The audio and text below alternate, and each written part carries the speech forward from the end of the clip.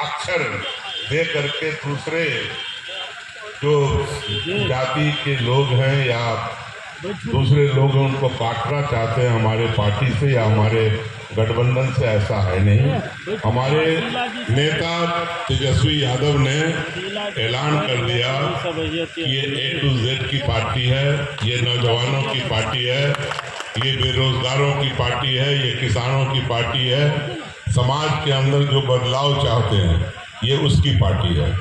तो अब आप भूल जाइए वो सब जो आप लोगों ने क्रिएट किया था आज से 25 साल पहले, 30 साल पहले। हम लोग न तो सुनना चाहते हैं आपका MY, ना उस पर चलना चाहते हैं, ना वैसी कभी हमारी पार्टी की सोच रही।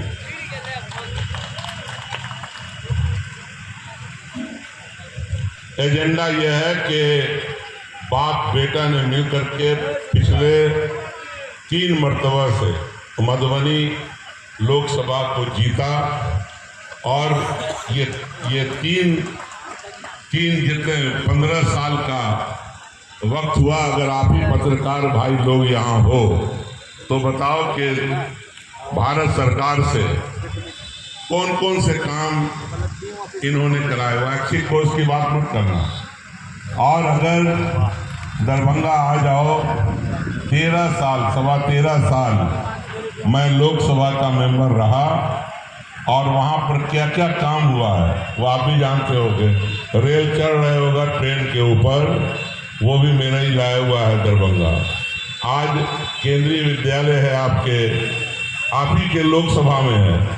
2 ये जो आज देख रहे हो यहाँ नवोदय विद्यालय, ये मैंने फाउंडेशन किया था। और मधुबनी का जितना भी आपका ब्लॉक है, हर में कस्तूरबा गांधी आवासीय विद्यालय अली अशरफ फातमी का एज ए मंत्री दिया हुआ है। मेरा तो काम मिल जाएगा, मैं कुछ नहीं था आपके यहाँ। लेकिन इन दोनों बाप बेटे से पूछो कि 15 साल में मधुबनी के लिए क्या किया है। अगर कहीं पर भी एक काम भारत सरकार से लाए होंगे तो मुझे बता देना। बता दे रहा हूँ कि मैं मधुबनी को कभी अलग नहीं समझा। जब हम पहली मरतबा 95-96 में ब्रॉड गेज लाए दरभंगा, समस्तीपुर से दरभंगा कनेक्ट किया, तो आइडिया वहीं तक का नहीं था। उसको नरकड़ियागंज से भी जोड़ना था और आपके जयनगर से भी जोड़ना था। और आप याद करना कि जब लालू प्रसाद जी रेल मंत्री थे तो उसका फाउंडेशन भी किया उन्होंने और उसका हम लोगों ने उद्घाटन भी किया था। अगर याद नहीं हो तो आप देख लेना रिकॉर्ड में। तो कोई योगदान नहीं है। हमने दरभंगा में जो बहने वाली नदियां हैं, कमला, बागमती, जीवछ, इन नदियों के नाम पर, ताकि हमारी पहचान हो पूरे देश के अंदर, ट्रेनें चलाई यहाँ से। और 1-2 नहीं, आप हमारे वक्त ही में आप यहाँ से बेंगलोर, यहाँ से हैदराबाद, यहाँ से पुणे, मुंबई, दिल्ली, पंजाब, गुवाहाटी और हर जगह आपने हर जगह का आपने सफर अली अशरफ फातमी की वजह से किया। और अगर ब्रॉड गेज नहीं आया होता तो आज भी हम ठोकरे खा रहे होते। तो देखो हमने तो काम करके दिखाया है। पासपोर्ट ऑफिस, तो जितना फायदा दरभंगा वाले को हुआ उतना ही मधुबनी वाले को हुआ। NIOS का रीजनल सेंटर, इग्नू का रीजनल सेंटर, मानू का रीजनल सेंटर मैंने काम किया है दरभंगा के अंदर। अब मैं मधुबनी आया हूँ, पार्टी ने मुझे भेजा है कि जाइए वहाँ का भी विकास कीजिए, वहाँ के पार्टी को जिंदा कीजिए। मैं ग्राउंड का आदमी हूँ, धरती का। मैं धरती पर रह करके इंडिया गठबंधन को भी मजबूत करूंगा, राष्ट्रीय जनता दल को भी मजबूत करूंगा और एक ऐसा आधार बनाऊंगा कि आगे आने वाले चुनाव में भी 2025 में बिहार के अंदर तेजस्वी की सरकार बने। इसलिए हमारा लक्ष्य जो है वो बहुत बड़ा है, समझ लेना। और अगर आप लोग गवाह हो कहीं पर भी कि अगर इन तीनों, मैंने कहा 3 टर्म के अंदर बाप बेटे ने कभी, हमने भाषण सुना है हुकुमदेव जी का पार्लियामेंट के अंदर, लेकिन वो मोदी जी की तारीफ करने के लिए थी। कभी भी मधुबनी के लिए उन्होंने कोई चीज मांग नहीं किया। मैं मधुबनी को हिंदुस्तान के नक्शे पे लाना चाहता हूँ, तरक्याती नक्शा, मतलब नक्शे पे तो है, मतलब जहाँ डेवलपमेंट हो इसका भी हिस्सा इसको मिले।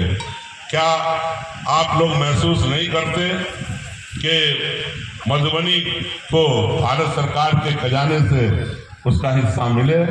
क्या सब चीज उठ करके गुजरात चला जाए?